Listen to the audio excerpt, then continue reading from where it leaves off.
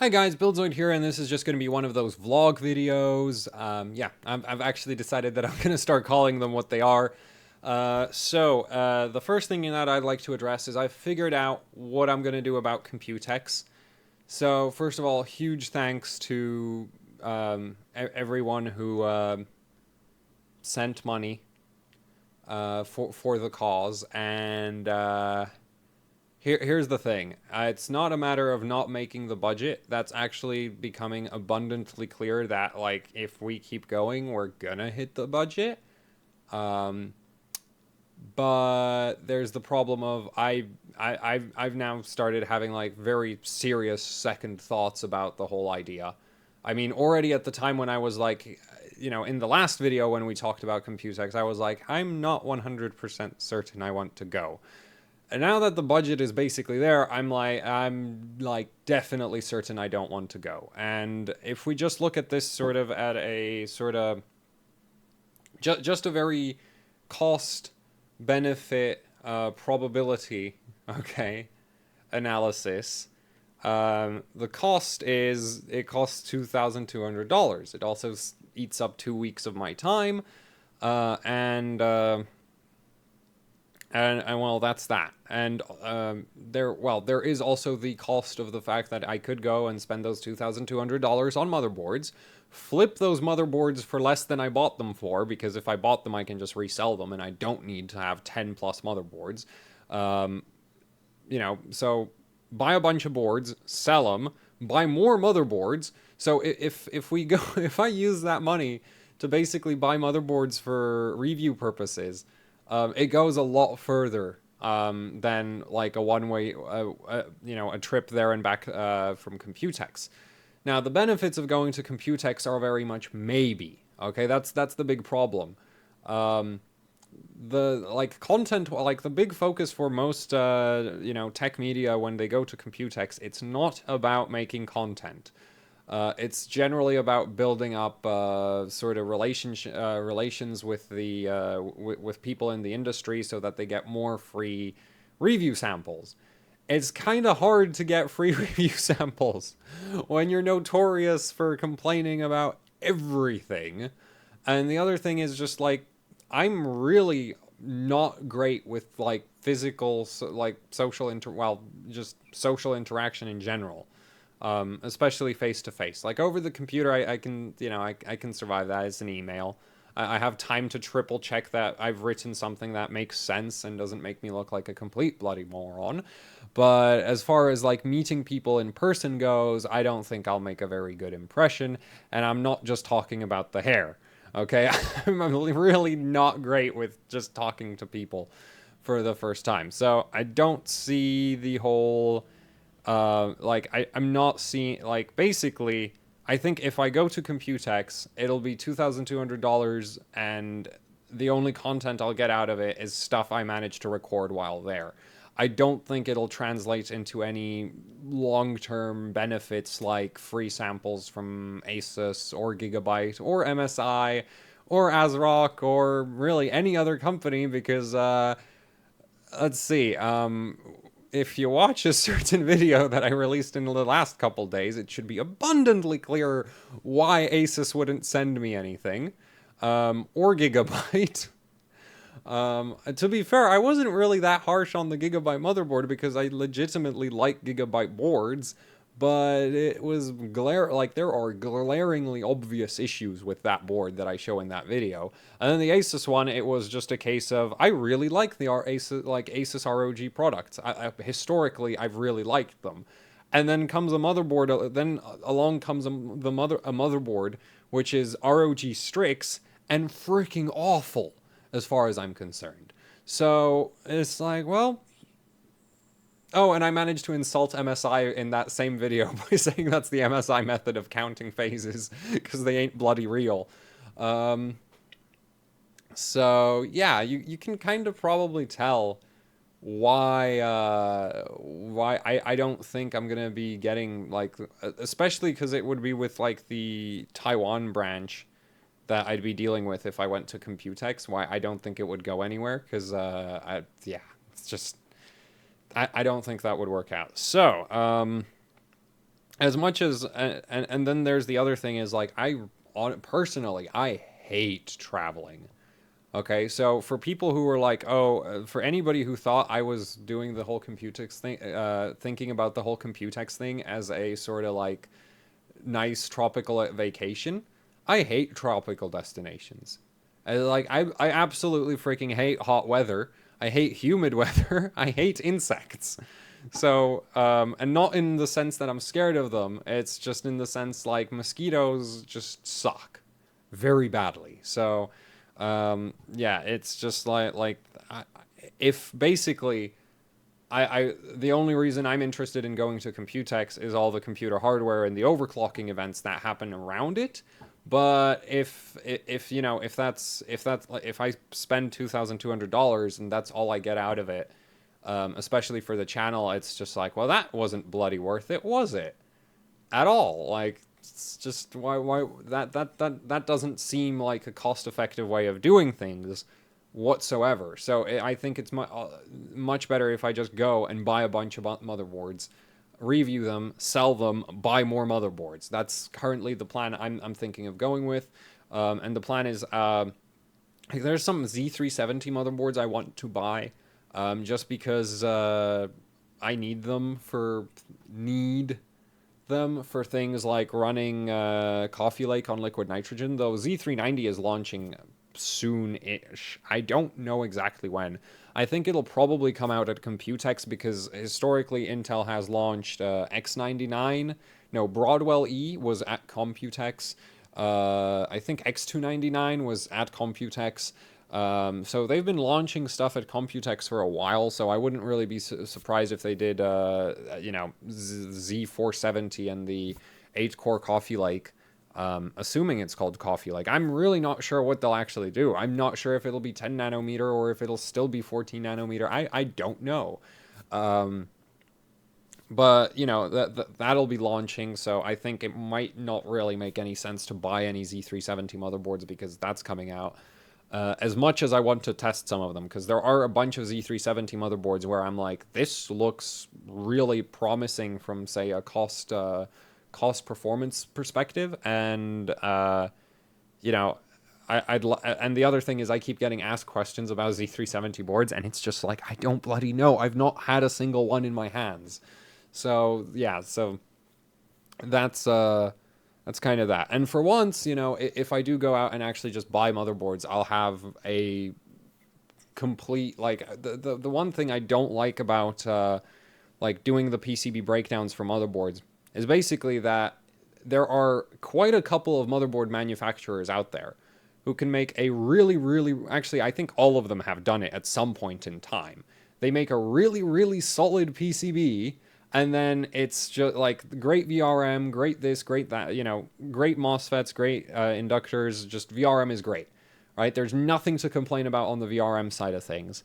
And then you go and you use the BIOS, and you promptly want to go kill yourself because it's the worst BIOS you've ever used, or want to throw the board out the window.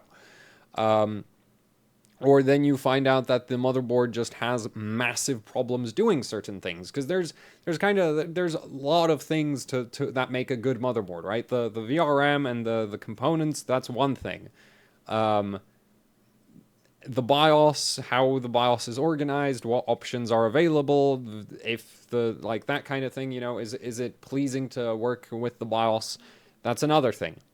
And then there's also the question of, well, if you have a good BIOS and a good VRM, does it actually overclock well? Because it's possible to do a very pleasing to use BIOS and a very solid physically motherboard and still somehow not have it overclock at all. Like, I've seen that. That's doable. You can make a really, like, because here's the thing, like, user friendliness in the BIOS doesn't directly translate into overclocking capabilities, and having a really expensive MOSFETs doesn't, you know, make your memory overclock any better because the memory doesn't care. And there's quite a few companies where that is like a legitimate issue, where it's like the BIOS is really solid, the board is really solid, and then you try to overclock on it and you find out, oh, the training procedure that the motherboard has is terrible. The ability of the motherboard to recover from crashed settings is terrible. The board has weird quirks like the dual BIOS not working properly, which is just a constant thing with Gigabyte boards, where a lot of them have a dual BIOS, which is quite frankly idiotic. It does really, really silly things, which is why the high-end Gigabyte boards have a switch to disable the dual BIOS, the automatic dual BIOS system, which is just, yeah. So for that reason, I don't like doing big motherboard PCB breakdown roundups because I don't know if those boards are actually good. I just know that the PCB looks okay. That doesn't make the board good. Okay, so yeah, that's kind of that. And if I just buy all the motherboards, then that's no longer an issue. So because I'll at least know roughly what kind of BIOS situations the various vendors are, and if I buy one high-end and one low-end board, that pretty much covers the entire spectrum, as far as I'm concerned.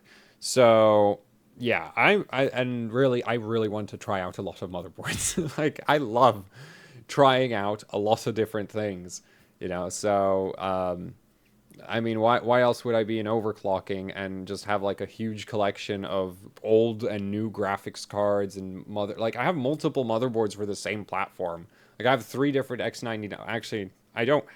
No, I do. I've had 4 different X99 boards. I currently still have 3 of them. I have 3 different Z270 boards. For Z370, I'm thinking of having 2, probably 2, because, it doesn't make sense to buy more than that, or maybe not even buy a second one. So Z370, I might only have 1.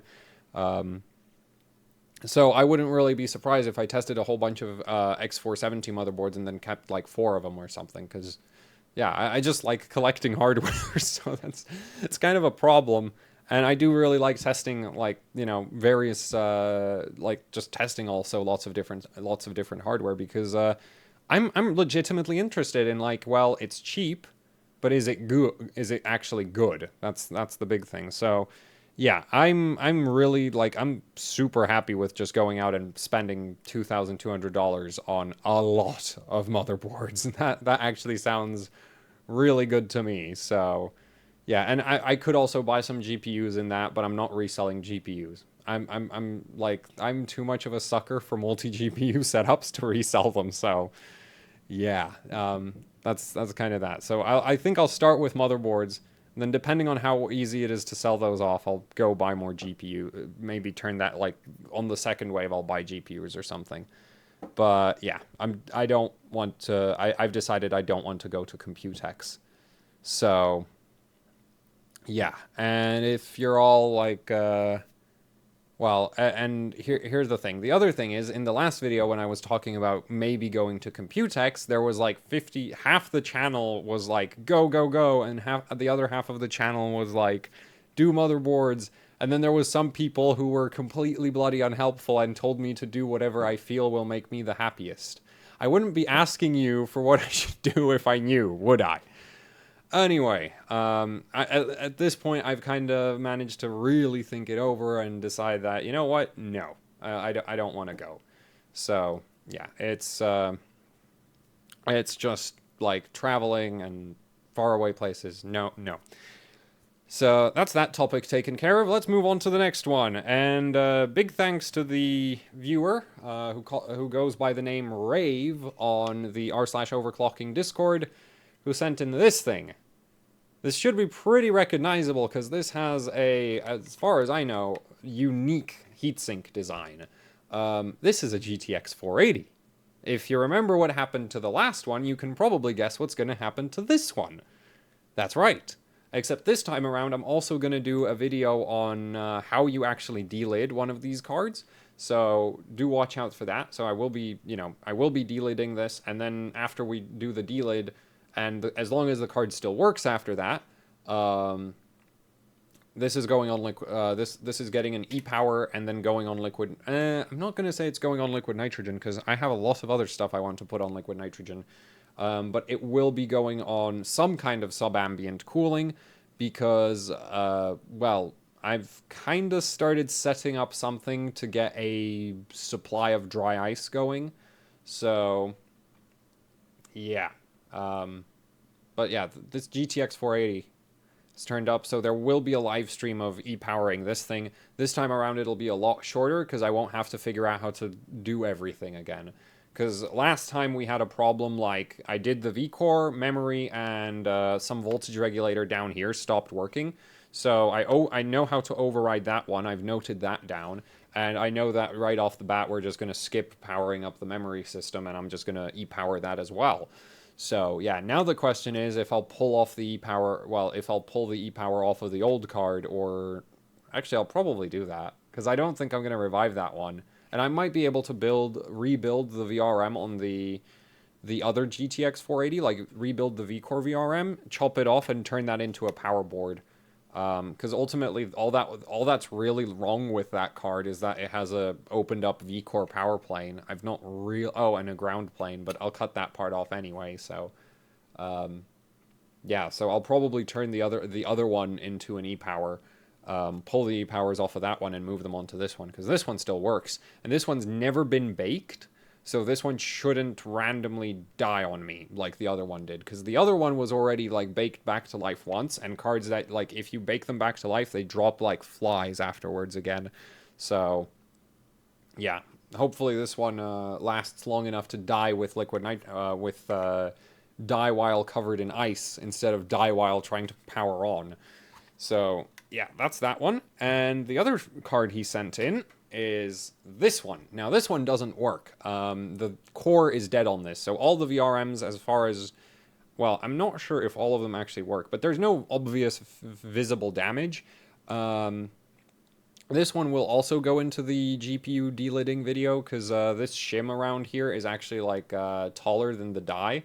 Actually, on this card it isn't, I think. That feels like it's taller here. Oh, damn it. So it kind of varies which HD 7970 you get. Is it? Yeah, this one's taller. It's interesting. AMD's really inconsistent about that. Right. Yeah, it is taller. So you can just about see that the die on this one is taller, and that's actually kind of rare. Most HD, like a lot of HD 7970s and 7950s have the die lower than the shim, so there's no point delidding this one, but I guess I can add it into the video anyway. But the problem is that, well, basically this doesn't work, but the V-core VRM definitely works, the memory VRM definitely works, and so I'm gonna liberate the VRM from this PCB. So we're gonna turn this into a 8-phase e-power. Before I do all of that, though, I will also be making a PCB breakdown of this. Though I guess I could just grab the picture and do the e-power afterwards. I'll still need to figure out how I want to organize that whole set, like the e-power process, because I don't want to do it all in one sitting, because it takes a while. There's the whole issue of cutting the VRM, and that just sucks to do. So... yeah, and I don't want to, like, I'm not going to have that on video, I don't think. So, yeah. But we will be pulling the VRM off of that, and I might do a video on how I get it working or something, or about the finished result. I know people would be more interested in seeing the process, but the process kind of sucks. So, that's why you don't get to see it. So that covers that. Next topic. Whoa. See, I thought this was going to be a whole bunch of short little topics, and it would end up being a short, like, overall shorter video, but, no, I'm still managing to do well over 20 minutes. So, anyway, next topic. I recently had... Wait, let's bring it closer. There we go. So, yeah, I recently put the EVGA X299 DARK on liquid nitrogen with the 14 core. It was a bad idea. So this is the LN2 pot I used for it, because after much thought I decided that the Venom is just too damn light. And that was the correct decision, but this is still too damn light. Okay, this, like, the base of this isn't even as big as the top of the IHS of a 7940X. Well, actually no, it's about the same. Well, actually, I had it slightly off angle, I think, when I took it apart, but, yeah, either way, this thing is not heavy enough. Like, X299 is so hot, like, oh my god, and it is so hard to get running, too. So, the first thing, you know what, we'll go results, just because I've had enough of my face on the screen. So first we'll go over the results, and the results are, oops, where is it? There. So these are the results I got. So this is the best one I made. So Cinebench, I got it up to 5.57 gigahertz. I'm not sure if the CPU is good. I'm not sure if the CPU is bad. Yeah, it's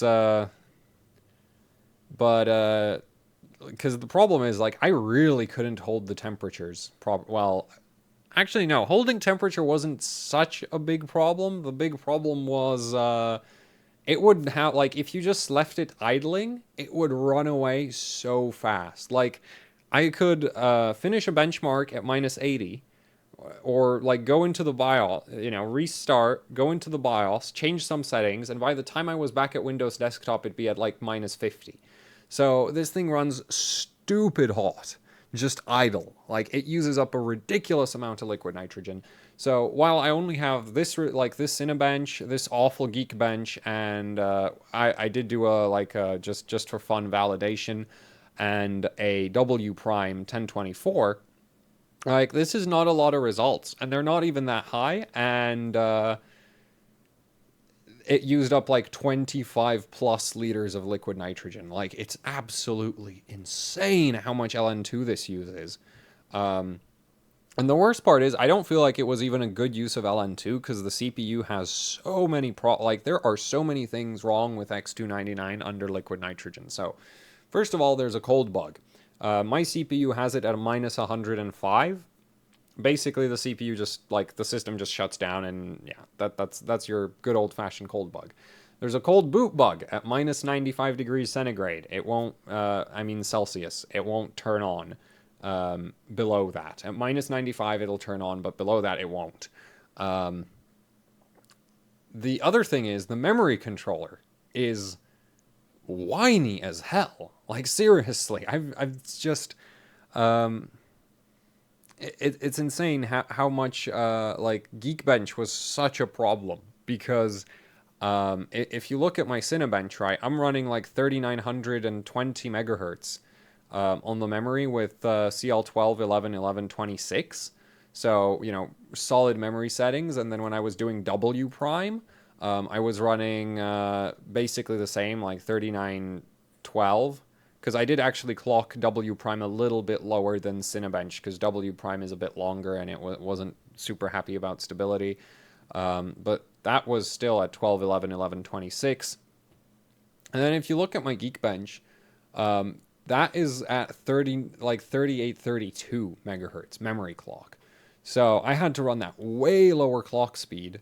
And the other thing is, this right here is actually from the sort of the start of the session. This wasn't one of the, the last score I made was the validation at 6.1 gigahertz, which this looks like I have all 14 cores running 6.1 gigahertz. It's just one.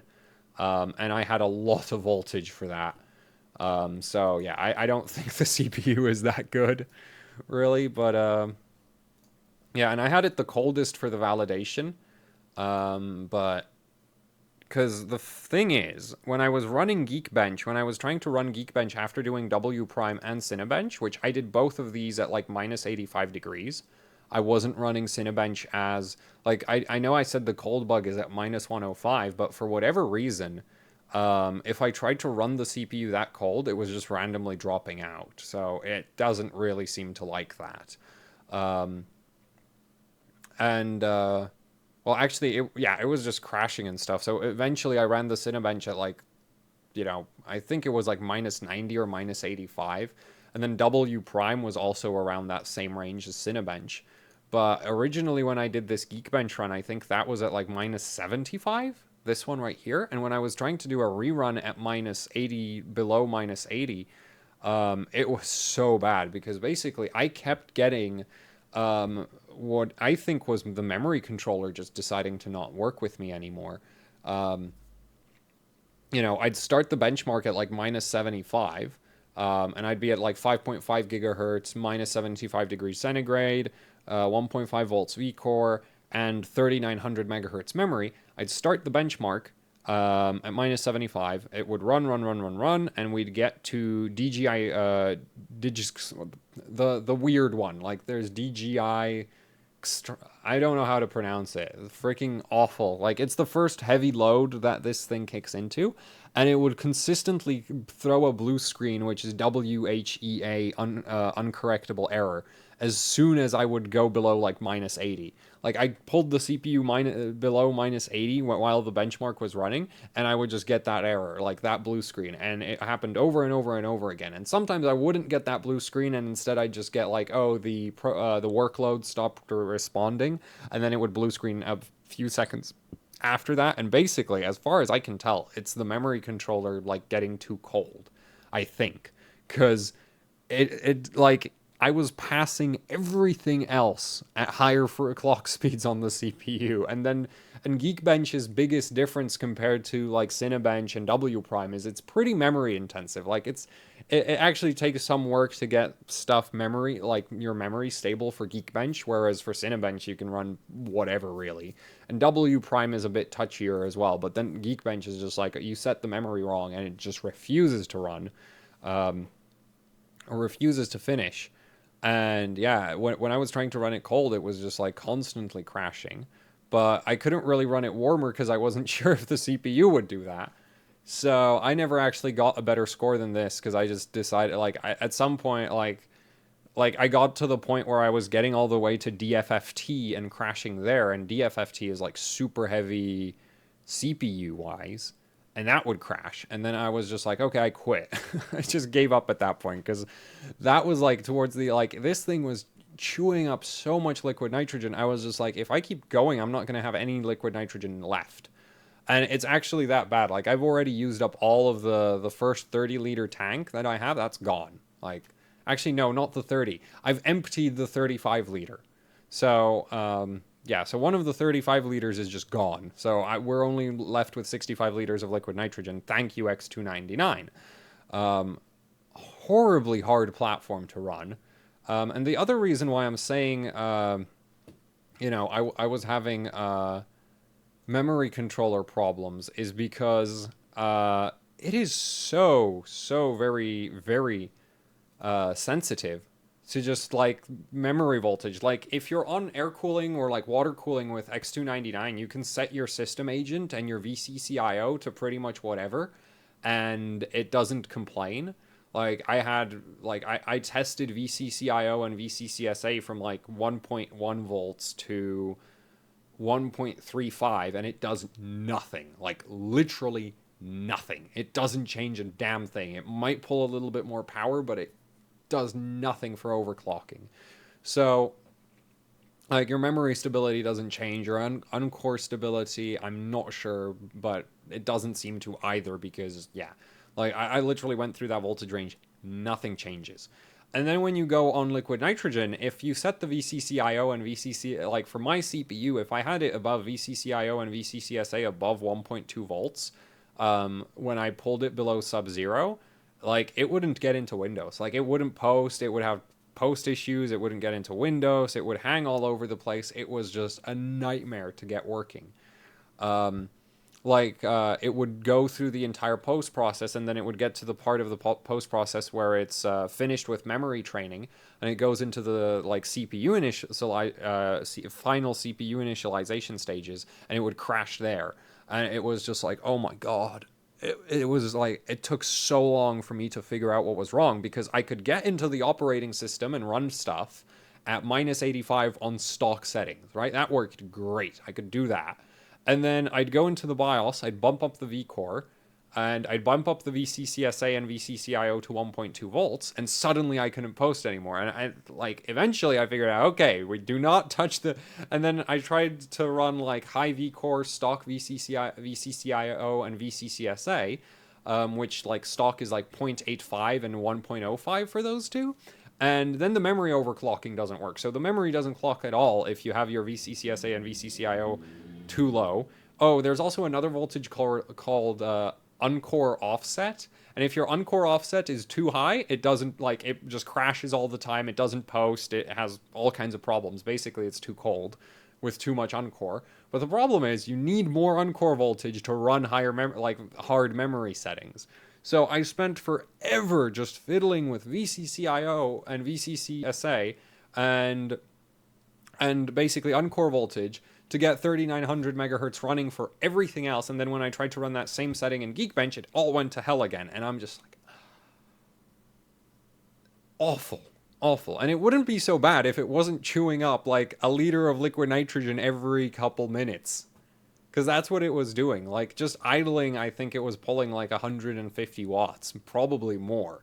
And it is just awful. And then when you had the benchmark hit, right, your power consumption goes from 150 idle to like 600 or 700 or 800. I really don't know. It probably was hitting around those levels.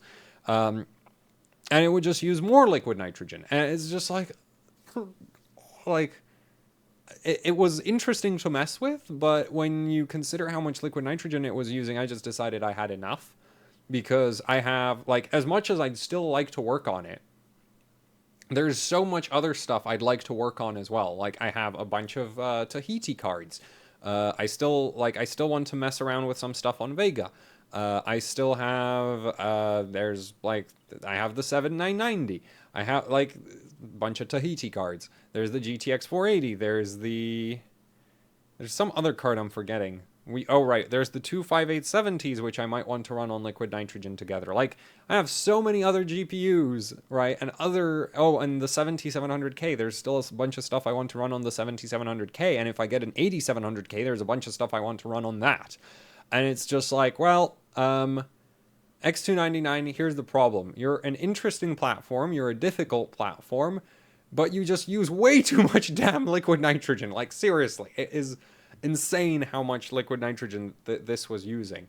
So, yeah, and that's kind of the experience. I'm not sure that, like, the problem is, I can't really give you a verdict on if the Dark is good on liquid nitrogen or not, okay?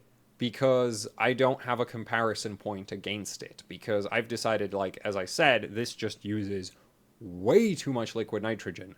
So I don't really want to go and take the 7940X, put it in the OC formula, and try the same thing all over again with a different motherboard, because it's going to suck up another 30 liters of liquid nitrogen that I'm not going to have for another 6 weeks. And, like, my deliveries are on a 6-week schedule. So basically, I might do, like, a dry ice test, because the other interest, like, as I mentioned earlier, it wasn't running that cold. Like, I was running in the minus 85 to minus 75 range, because if I pushed it below minus 90, I didn't really see any benefits from that. Like, it didn't really seem to make a difference in terms of stability. Stability still sucked, basically, and the memory controller starts complaining if I went that cold as well. So, yeah, very, very interesting platform. I really think it would be interesting to mess with it on dry ice, because dry ice has much more thermal, like, the amount of energy you need to boil, like, to sublimate a kilogram of dry ice is way larger than what you need to sublimate a liter of liquid nitrogen. So, you know, if I buy a couple kilograms of, I mean, like 20 to 30 kilograms of dry ice, I could run a lot longer. And, I also wouldn't have to, like, pour all the time, which is another thing, just like managing the temperature, especially with an LN2 pot this light. This is the Der Bauer Fusion, 3.1. With an LN2 pot that light, just managing the temperature was a nightmare. So, well, I wouldn't say it was a nightmare, but it definitely was, like, it wasn't optimal. I don't think it was as bad as my experience with the Venom on the 5930K. When I had the Venom on the 5930K, that was just like, well, that was kind of like this on the 7940X. Except this thing is really, like, why I like this pot is it's really, really, like, it's consistent. If you have a glaze going and you pour into it, depending on how much you pour, you get the same thing every single time. Okay, there's like with the venom, it's kind of like if you pour it in the middle, the temperature changes differently than if you pour on the side or the edge or the corner, and it's just like, well, I don't like that. Okay, I want to know, like, I want it to do the same thing every single time, and that does the same thing every single time, except for the times when you pour liquid nitrogen in so fast that the liquid nitrogen boils so quickly, and you pour so much into it that the gas coming back out literally just reverses whatever you're trying to pour in after it, and then you get a nice little spray of liquid nitrogen in random directions. That's fun too. But yeah, so I think like the LN2 pot's not the biggest issue. The biggest issue is just how much freaking nitrogen this was using up. It was incredible. But yeah, the motherboard, I didn't really, I can't judge. Don't have another point of reference. I don't feel like it was, like, I think the biggest problem is there's no, like, I couldn't really think of anywhere to go for like a good guide for LN2 overclocking with this board, because the one that EVGA put out is really like, oh yeah, if you pull down to -90 and like they don't even tell you what voltages to like start with. They're just like, oh yeah, you should have your voltages in between this and this, and I'm just like, that's not helpful at all. Like, really, it isn't. So yeah, I'm really like I'd love to test it more, because it is very interesting, but it just like it's expensive to run it just because of how much liquid nitrogen it uses. Like that was 30 quid. Like, that's almost 30 quid worth of liquid nitrogen just sucked up by one CPU for 3 miserable scores. So yeah, I'm not doing more of that, because that is it's insane how much liquid nitrogen that can use up. So yeah, but I did want to talk a bit about that, and at this point, that's the end of the video, and I see that I should have honestly done the LN2 part as a separate video, but whatever. Thanks for watching. Like, share, subscribe, leave a comment down below. I'm especially, like, I'd love to hear your thoughts on the decision to just buy motherboards instead of going to Computex. I hope I'm not disappointing too many people by deciding to do that. I think I'm actually making a lot of people very happy, though, because there's been people nagging me about, hey, what's the best motherboard for XYZ for way too damn long at this point. And if you'd like to support what I do here with actually hardcore overclocking, you can buy shirts. There's a link to those down in the description below. There's also a PayPal and a Patreon.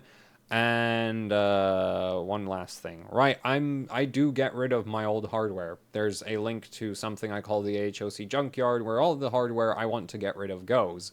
And I keep forgetting to list the 5930K. Hopefully I'll list it sometime today. So yeah, that would all be great if you check that out. And thanks for watching, and see you all next time.